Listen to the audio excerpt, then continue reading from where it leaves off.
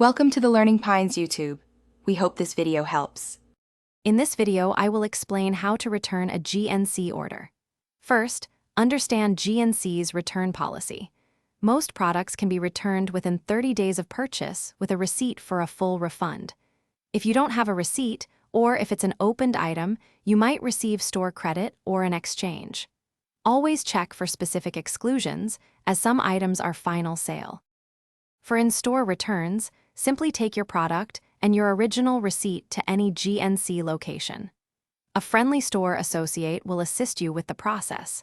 They can help you with a refund, exchange, or store credit, depending on the item and policy. Refunds to your original payment method usually take a few business days to process.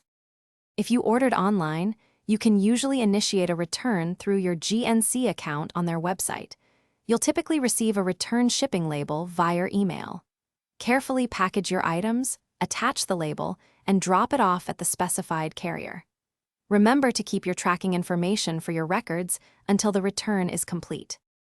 Before returning, ensure items are in their original packaging with all accessories. If your order arrived damaged or incorrect, contact GNC customer service immediately for assistance. Be aware that original shipping charges are typically not refunded.